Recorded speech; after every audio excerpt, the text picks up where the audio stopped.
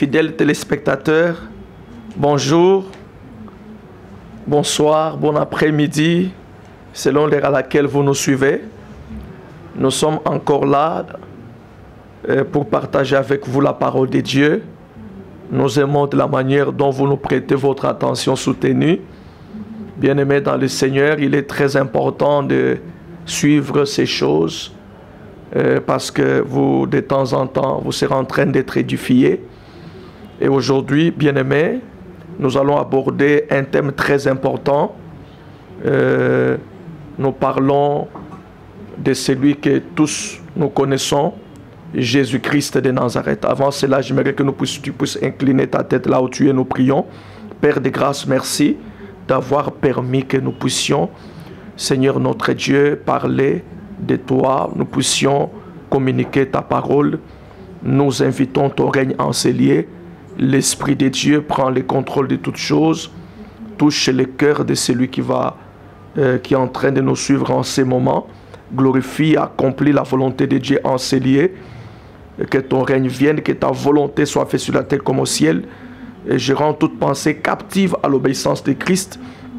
Et je punis tout auteur, tout raisonnement qui s'élève contre la connaissance de Dieu. Dans le nom de Jésus, nous avons supplié. Amen. Oui, bien-aimés, que le Seigneur vous bénisse. J'étais en train de dire qu'aujourd'hui, nous partageons un thème intitulé Jésus-Christ. Pourquoi Jésus-Christ? Tout simplement parce que le christianisme, bien-aimé, dans le Seigneur tourne autour de la vie, de la personne, mais aussi des enseignements de Jésus-Christ. Amen, amen. Et le christianisme est basé, bien-aimé, sur la relation personnelle avec Jésus-Christ. Que le Seigneur vous bénisse. Sans plus tarder, nous avons des questions que nous allons nous poser. La première est celle de savoir qui est réellement Jésus-Christ. Qui est celui qu'on appelle Jésus-Christ de Nazareth. Si je parle de Jésus-Christ de Nazareth, c'est une précision, tout simplement parce qu'on a compris que dans d'autres mondes, bien aimés, dans d'autres sectes, on parle de Jésus, mais qui n'est pas le véritable Jésus que nous connaissons. Que le Seigneur vous bénisse, bien aimés. Et nous sommes dans notre première question, qui est Jésus-Christ? Et là, je vais vous répondre, bien aimés, en vous donnant 3 réponses importantes. La première réponse, bien aimé dans le Seigneur, Jésus-Christ, il est le Fils de Dieu et il est Dieu. Jésus-Christ est le Fils de Dieu, il est Dieu. Bien aimé, il y a beaucoup de passages que nous aurons à lire, d'autres je vais lire, d'autres je vais seulement vous les communiquer parce que je les ai retenus. Jésus-Christ, je disais qu'il est le Fils de Dieu et il est Dieu, bien aimé dans le Seigneur. Là, il se passe vraiment beaucoup de discussions, beaucoup de contradictions, parce que nous avons rencontré plusieurs personnes qui disent que Jésus-Christ, il n'est pas Dieu, il est Fils de Dieu. Et selon eux, le Fils de Dieu, c'est comme s'il n'est pas Dieu, soit c'est un demi-dieu. Bien aimé, il faut savoir que le Fils de Dieu, il est Dieu.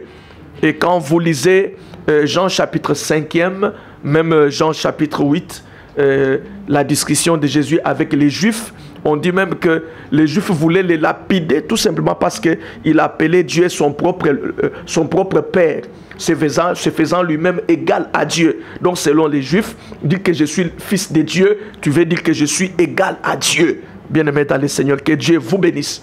Vous qui ne croyez pas que Jésus-Christ est Dieu, je vous donne un texte très facile que tout le monde connaît, Jean chapitre 1er, l'évangile selon Jean chapitre 1er, à partir du premier verset en descendant, il est écrit: au commencement était la parole était avec Dieu et la parole était Dieu.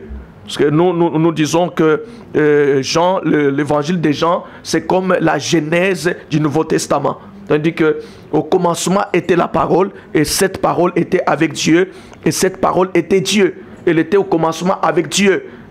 Et on dit même que toutes choses ont été faites par elle, bien-aimés dans le Seigneur. Et dans le verset 14, il est écrit que la parole a été faite chair, le Verbe est devenu chair. Il a habité parmi nous, plein de grâce, et nous avons contemplé sa gloire. Bien-aimés, là, on nous présente Jésus comme la parole qui est Dieu et la parole qui a créé toutes choses. Voilà pourquoi on a dit que tout a été créé par lui et pour lui, bien-aimés dans le Seigneur. Que Dieu vous bénisse. Alors, bien-aimé, il faut que tu comprennes que Jésus-Christ est Dieu. Et si je peux vous donner un passage qui clôt, je peux dire qui met fin à tous les débats possibles, c'est 1 Jean chapitre 5e, le verset, à partir du 20 au 21e verset. Il est écrit que nous savons que le Fils de Dieu est venu. On commence par là. On dit, nous savons que le Fils de Dieu est venu.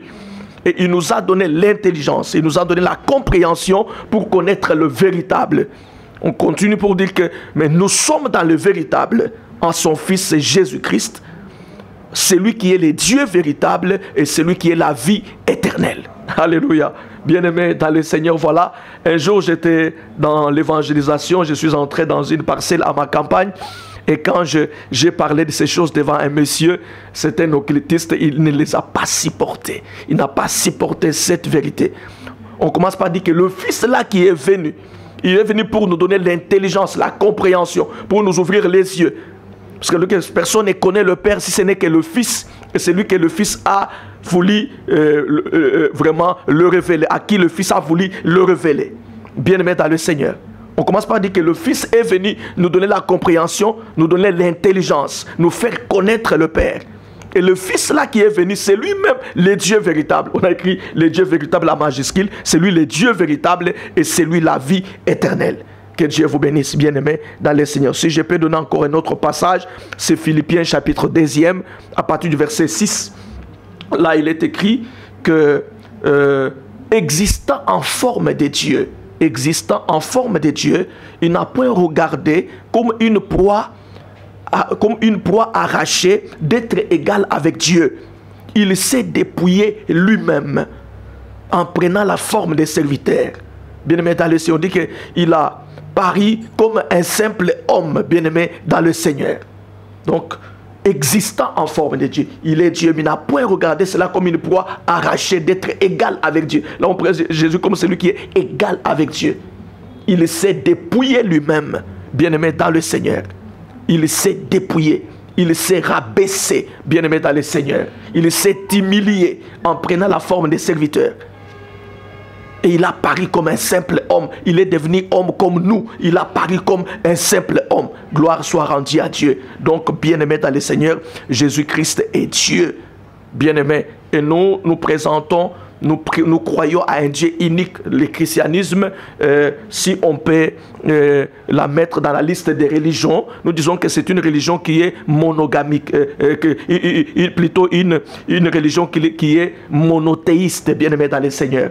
Nous croyons en un seul Dieu, mais ce même Dieu se présentait, s'est manifesté en 3 personnes, bien-aimés dans le Seigneur. C'est lui-même qui est le Père. Quand il a voulu sauver, il a pris la chair humaine, on l'appelle Fils, et c'est lui-même qui est le Saint-Esprit, bien-aimé dans le Seigneur. Il n'y a pas 3 dieux comme les autres le pensent. Et Jean nous présente Jésus comme étant Dieu manifesté en chair, bien-aimé dans le Seigneur. Dieu qui s'est manifesté en chair. Voilà les dieux que nous croyons, bien-aimés dans le Seigneur, dans le christianisme. Que le Seigneur vous bénisse, bien-aimés. Et si je peux mettre fin vraiment au débat dans notre première question, notre première question. Et là, je vous donne aussi Ésaïe chapitre 9, le verset 5e. La Bible dit qu'un enfant nous est né, un fils nous est donné, et la domination reposera sur son épaule. Bien-aimé, et l'enfant là qui est un fils nous est donné, la domination reposera sur son épaule. On l'appellera admirable, conseiller, Dieu puissant. Vous qui lisez la Bible, vous verrez qu'on a écrit Dieu puissant en majuscule, et on a aussi à la fin Père éternel, Prince de la paix. Comment un enfant bien-aimé dans le Seigneur, on peut dire qu'il est le Dieu puissant et qu'il est le Père éternel. L'enfant qui est né, mais on dit qu'il est le Père éternel, bien-aimé dans le Seigneur. Voilà pourquoi dans Michée, bien-aimé dans le Seigneur, lorsqu'on donne la prophétie de Jésus en disant que toi, Bethléem, terre de Juda, de toi sortira un roi qui dominera sur mon peuple. Et on dit que son origine remonte depuis les temps, son origine remonte aux temps anciens, bien-aimé dans le Seigneur, au jour de l'éternité. Bien-aimé, donc nous comprenons que Jésus-Christ, il est Dieu, c'est lui le Père même éternel. Ah, c'est lui le Dieu tout-puissant, bien-aimé dans les Seigneurs. Que Dieu vous bénisse. Et nous entrons rapidement dans notre deuxième réponse, bien-aimé, toujours à la première question, qui est Jésus-Christ. La deuxième réponse est que Jésus-Christ, il est le roi des cieux et la terre. Jésus-Christ est le roi des cieux et la terre. Que Dieu vous bénisse. Bien-aimé, ça c'est très important. Dans Apocalypse chapitre 19, verset 16, on l'appelle le roi des rois et le seigneur des seigneurs. Bien-aimé dans les seigneurs. Jésus-Christ, c'est lui le roi des cieux et la terre. Et je pense que lorsque on avait abordé l'enseignement sur les royaumes des dieux, nous avons dit que Jésus-Christ, il est Seigneur. C'est lui l'autorité suprême de tout ce qui existe. C'est lui le patron de notre vie. C'est lui le patron ou le propriétaire de l'univers. Bien-aimé dans le Seigneur. Et dans Jean chapitre 18, le verset 36, il est en train de s'exprimer, parce qu'on l'appelait le roi des Juifs. Voilà pourquoi les rois de l'époque les jalousaient, bien-aimés. Les Juifs voulaient les tuer. Et Jésus a expliqué bien les choses devant Pilate. Lui dit que mon royaume n'est pas de ce monde. Parce que si mon royaume était de ce monde, mes hommes allaient se battre pour que je ne sois pas livré entre vos mains. Cependant, mon royaume n'est pas de ce monde. Bien-aimé dans le Seigneur Jésus-Christ, il est le roi des cieux et de la terre. Dans Matthieu chapitre 28, verset 18, après avoir accompli sa mission, il fait cette déclaration puissante en disant que tout pouvoir m'a été donné dans le ciel et sur la terre. Aucun humain, aucun Dieu des hommes n'a jamais prononcé et n'a jamais fait une telle déclaration. Lui seul a dit tout pouvoir m'a été donné dans le ciel et sur la terre. Mais les autres me poseront la question pour dire toujours que ça m'a été donné. Ça, ce sont les mots, bien-aimés dans les seigneurs humains, pour nous faire bien comprendre les choses. Aujourd'hui, on ne parle pas de la divinité.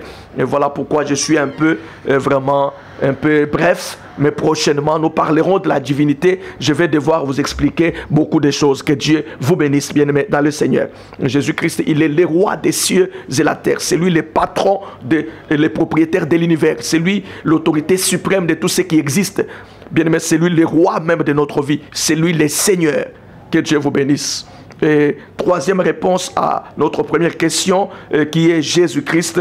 Jésus-Christ, il est le sauveur de l'humanité. Je ne dis pas qu'il est un sauveur. Amen. Toi qui me suis sur moi très bien, je ne dis pas que Jésus-Christ, il est un sauveur, mais je dis il est le sauveur. Quand on dit il est le sauveur, ça veut dire que il est l'unique et le seul sauveur.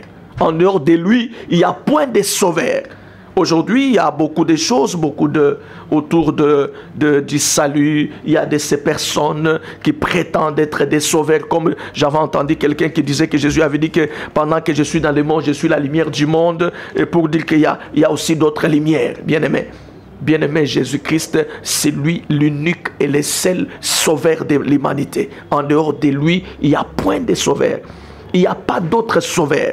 Et là, je vous donne le passage biblique dans Actes chapitre 4, le verset 12. Il est écrit qu'il n'y a le salut en aucun autre. Il n'y a le salut en aucun autre. Il n'y a sous le ciel aucun autre nom qui ait été donné parmi les hommes par lesquels nous devions être sauvés. Et j'aime une traduction qui dit que le salut ne se trouve qu'en lui seul. Le salut ne se trouve qu'en lui seul. On dit dans le monde entier, Dieu n'a jamais donné le nom de notre homme par lequel nous devions être sauvés. Ça, c'est très clair. Dans le monde entier, Dieu n'a jamais donné le nom de notre homme par lequel nous devions être sauvés. Il n'y a le salut, bien aimé, en aucun autre nom. Le salut ne se trouve qu'en lui seul. Lui seul est le sauveur, l'unique sauveur de l'humanité. Mais depuis le péché d'Adam, quand l'homme est tombé, quand l'homme a succombé, bien-aimé, depuis la chute de l'homme, l'homme avait besoin d'un sauveur, bien-aimé dans le Seigneur. Et le sauveur là s'appelle Jésus-Christ de Nazareth. Il n'y a pas d'autre sauveur en dehors de lui, bien-aimé dans le Seigneur. Amen, amen. Est-ce que je me fais entendre? Est-ce que quelqu'un me suit très bien? Bien-aimé, Jésus-Christ est l'unique et le seul sauveur de l'humanité.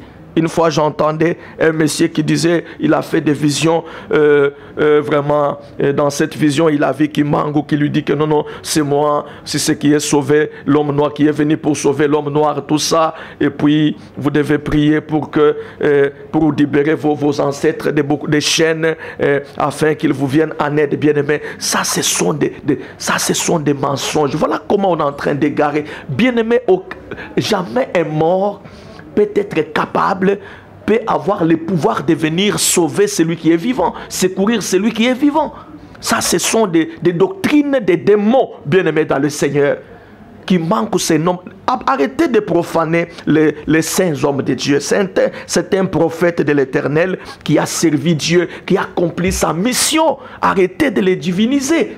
Il est un serviteur. Lui-même disait qu'il était envoyé spécial de Jésus-Christ. Hein? Arrêtez. Et j'ai suivi une prophétie qui m'a dit que beaucoup viendront tromper sous mon nom.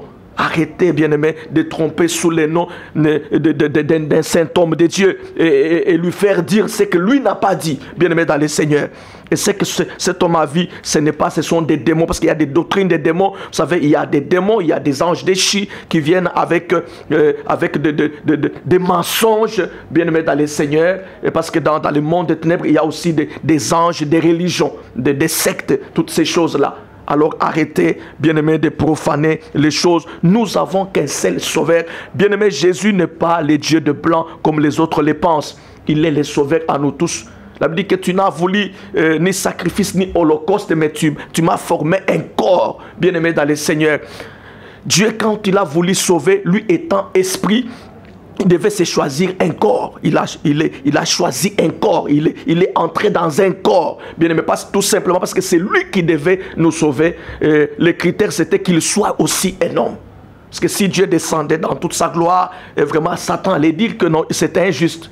Bien-aimé dans le Seigneur. Voilà pourquoi Dieu devait choisir, bien-aimé, un corps, bien-aimé, par lequel il devait passer pour rencontrer l'homme, bien-aimé dans le Seigneur.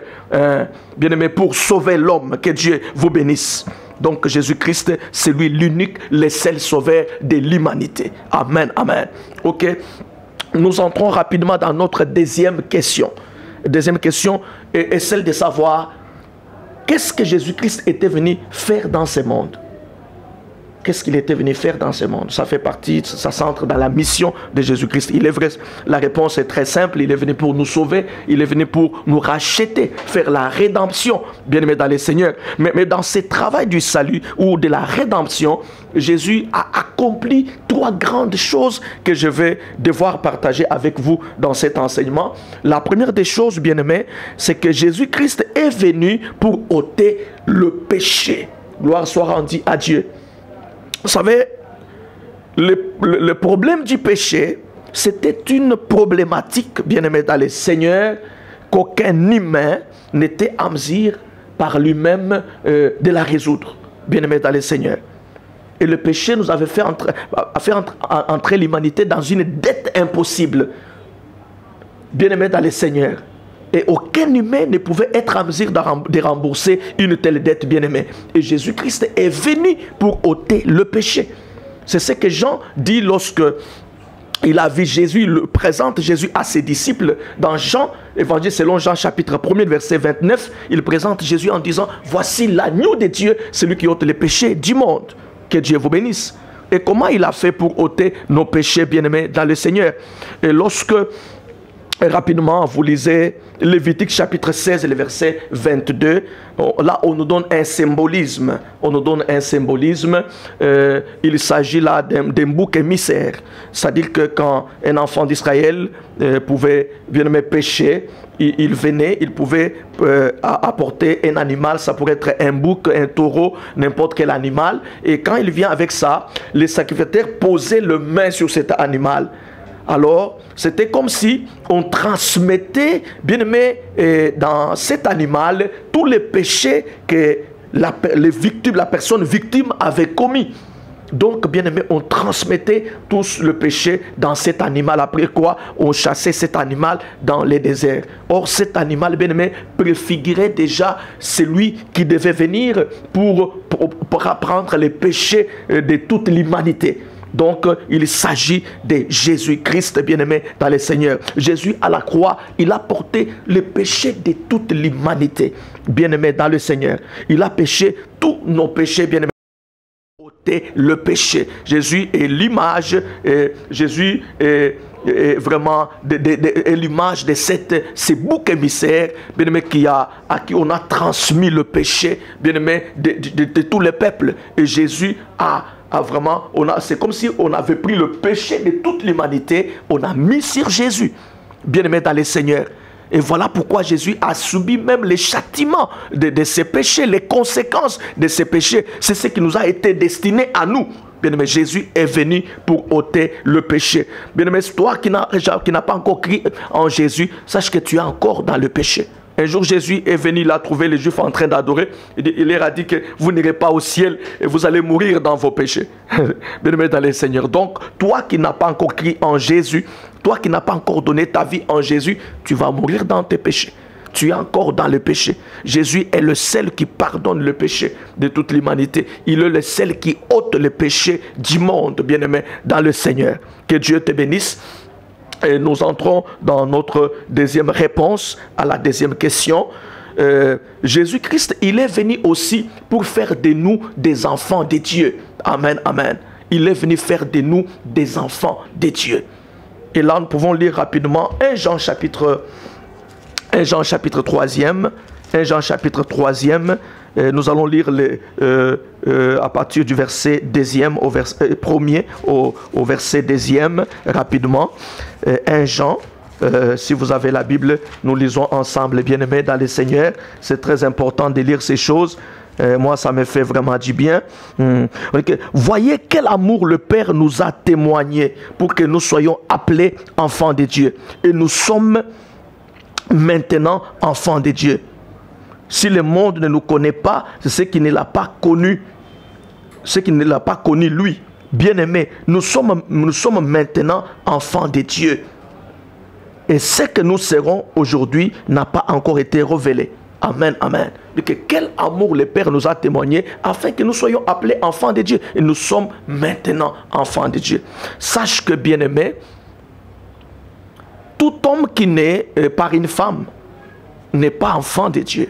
Depuis la chute de l'homme, depuis que l'homme a désobéi, bien-aimé, depuis lors, tous ceux qui naissent par une femme ou d'une femme, Dieu les reconnaît en tant que des créatures. On n'est pas enfants de Dieu. Nous ne naissons pas des enfants de Dieu. Amen, amen.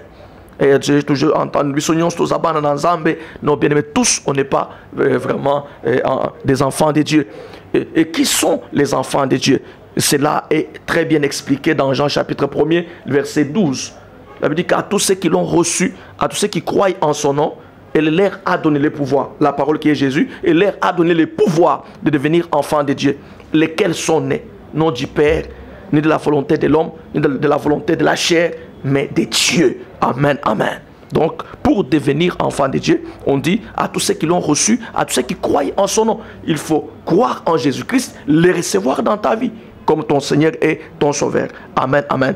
Et comment Jésus a fait pour faire de nous, bien-aimés dans le Seigneur, des enfants de Dieu? Dans Matthieu chapitre 20, 27, si nous pouvons lire le verset 46 et le verset 50, et Jésus a fait une déclaration étonnante, une déclaration inquiétante. Jésus dit, Père, Père, pourquoi m'as-tu abandonné? Eli lama sabachthani, quelque chose comme ça. Père, mon Père, pourquoi m'as-tu abandonné? Bien-aimé, c'était pour la toute première fois que les pères puissent rejeter, bien-aimé dans le Seigneur, la prière ou les cris de son Fils.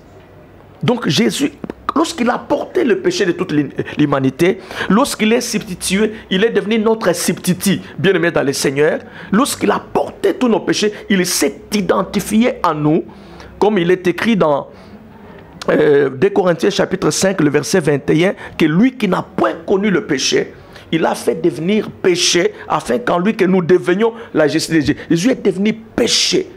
Et là, bien-aimé dans le Seigneur, le Père l'a abandonné. Parce que la justice parfaite exigeait vraiment en ce moment-là que le Père puisse même rejeter son Fils. Pourquoi? Parce que son Fils s'était identifié à nous. Il était devenu péché, bien-aimé dans le Seigneur.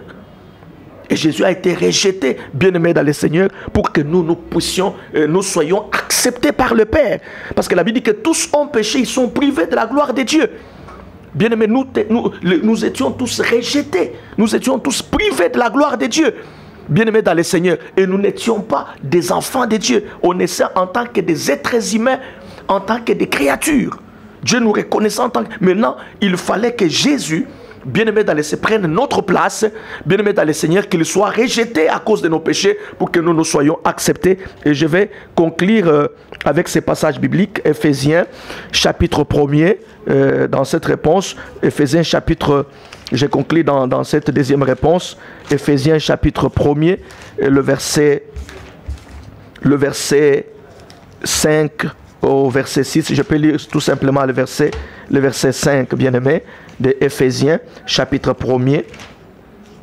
Je lis au nom de Jésus. Il nous a prédestinés. Il nous a prédestinés à être ses enfants adoptifs par Jésus-Christ. Hein? Et si je peux, Louis II, c'est très très clair. Je peux commencer avec verset 4. En lui, Dieu nous a choisis avant la fondation du monde pour que nous soyons saints et sans défaut devant lui. Dans son amour, il nous a prédestinés à être ses enfants adoptifs par Jésus-Christ. Dieu nous a prédestinés à être ses enfants adoptifs par Jésus dans son amour. C'est grâce à Jésus, c'est par Jésus, bien-aimé, que Dieu dans son amour nous a prédestinés à être ses enfants adoptifs. Donc Dieu nous a acceptés. Jésus a été rejeté pour que nous soyons acceptés, pour que nous devenions des enfants de Dieu. Jésus est venu faire de nous des enfants de Dieu. La troisième réponse dans notre deuxième question. Qu'est-ce que Jésus-Christ était venu faire dans ce monde? Jésus-Christ est venu pour nous donner la vie éternelle. Gloire au Seigneur. Jésus est venu pour nous donner la vie éternelle. Bien-aimés dans le Seigneur. Et c'est ce qui est dit dans 1 Jean chapitre 5, le verset 11 à 12. La Bible dit, voici les témoignages. Car Dieu nous a donné la vie éternelle et cette vie est à son Fils. Dans le verset 12, on dit, celui qui a le Fils a la vie. Et celui qui n'a pas le Fils de Dieu n'a pas la vie. Bien-aimés dans le Seigneur. Donc Jésus est venu pour nous donner la vie et la vie éternelle. Et cette vie éternelle est appelée autrement la vie abondante. Dans Jean chapitre 10, verset 10, qui dit que le voleur ne vient que pour dérober, égorger, détruire. Et moi je suis venu afin que le brebis ait la vie et qu'elle soit dans l'abondance. Bien-aimé dans le Seigneur, Jésus est venu nous donner la vie éternelle, nous donner cette vie abondante. Bien-aimé dans le Seigneur. Amen, amen. Et comment il a fait cela, bien-aimé? Jésus devait accepter de mourir.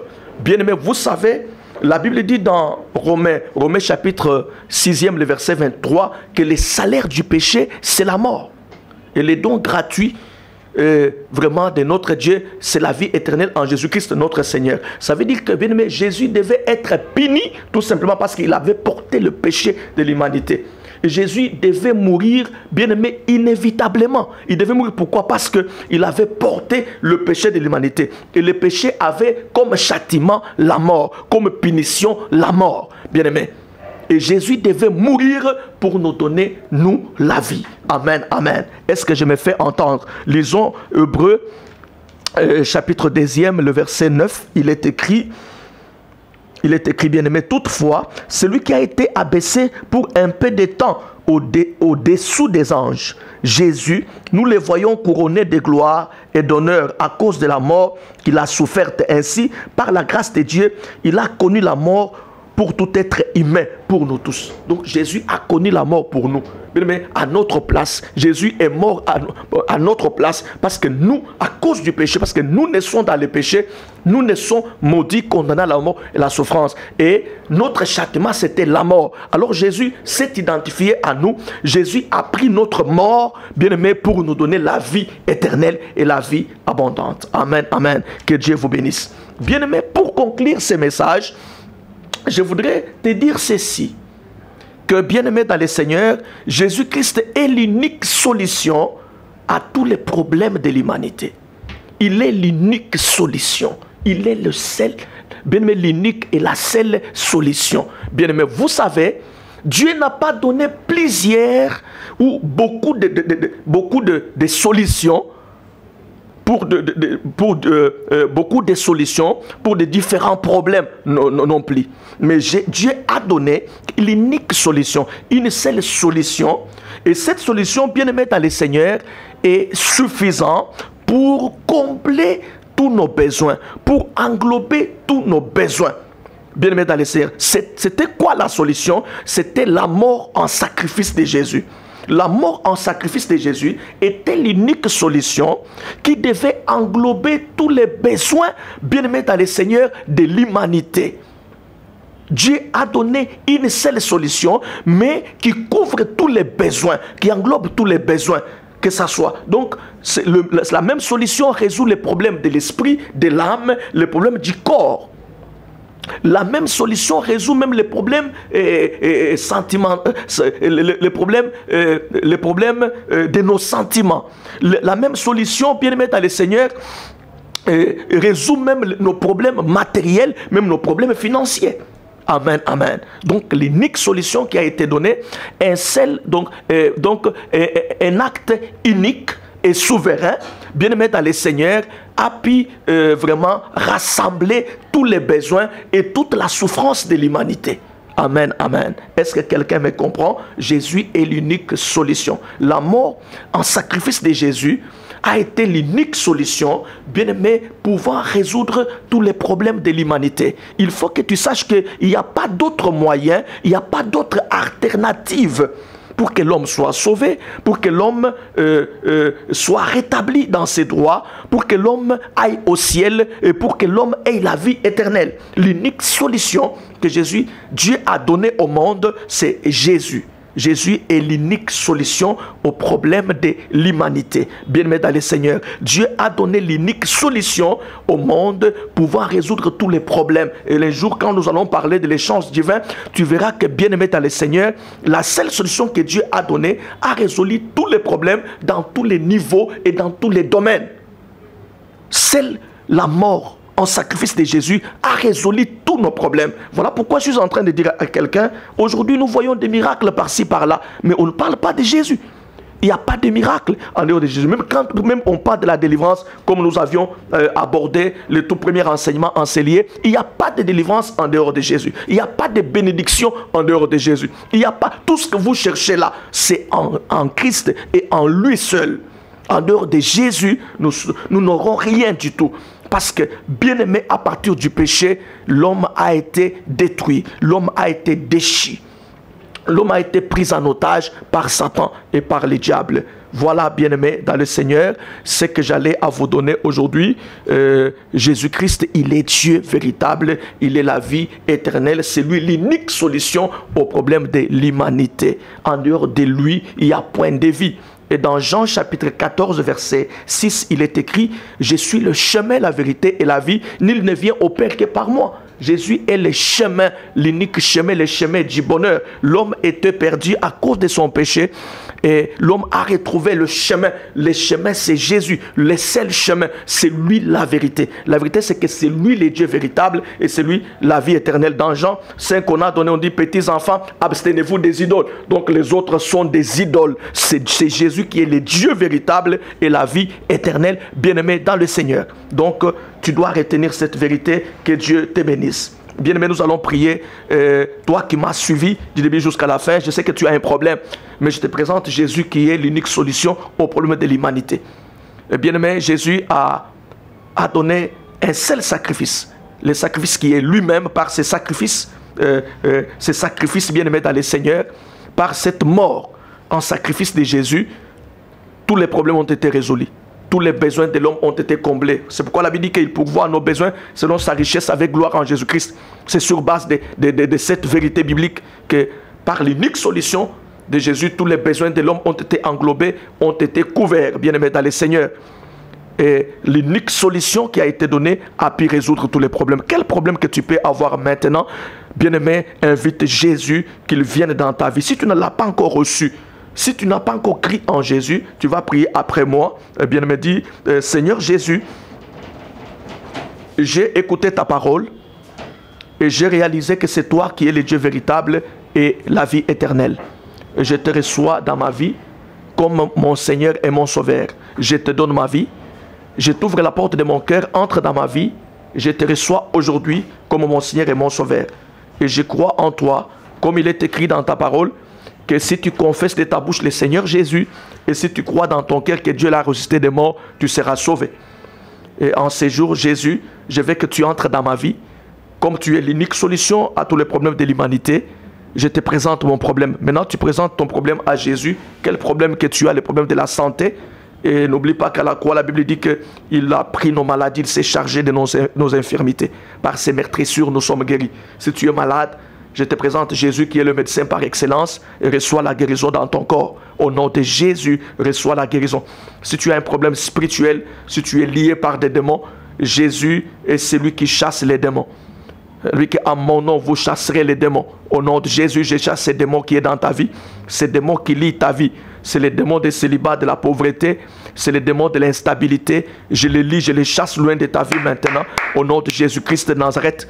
Au nom de Jésus, quel est ce géant qui contrôle ta vie, qui te barre la route? Je déclare que ce géant là où il est, qu'il soit terrassé. L'homme fort qui contrôle ta vie, qui trône dans ta vie, je les lis, je les détrône au nom de Jésus-Christ de Nazareth. Jésus a dit qu'il est venu pour délivrer les captifs et pour rendre libres les opprimés. Soit délivré de toute captivité, soit libéré de toute oppression, soit libéré de toute prison au nom de Jésus-Christ de Nazareth.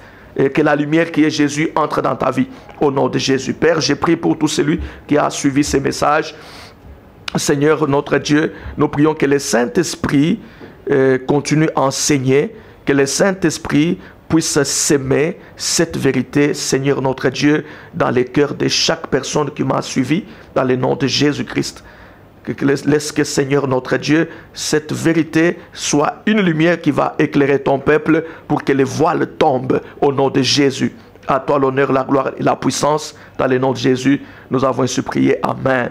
Oui, que Dieu vous bénisse. Je bénis les DG, Papa Zoé. Je bénis tous les personnels qui sont enseignés, vraiment, qui font du bon travail, qui vous servent sans relâche. Et qui servent aussi le Seigneur. Vous savez, ça c'est une chaîne vraiment qui servent et qui sert aussi le Seigneur. Donc les personnels qui sont enseignés, ils servent le Seigneur en commençant par le numéro 1, le DG lui-même. Et tous les personnels qui sont ici, ils servent le Seigneur. Laisse que la bénédiction, une grande bénédiction de l'Éternel entre dans cette chaîne, cette grande chaîne Balade Monde Télévision. Que Dieu bénisse les DG, bénisse tous les personnels qui travaillent enseignés. Que Dieu ouvre les moyens des ouvertures, que Dieu ouvre des grandes portes, que Dieu crée de grandes ouvertures dans le nom de Jésus-Christ de Nazareth. Nous avons ainsi prié. Amen. Que Dieu vous bénisse. Vous connaissez notre numéro. C'est votre humble serviteur. Soyez bénis. Portez-vous bien. Au prochain numéro. Que Dieu vous bénisse.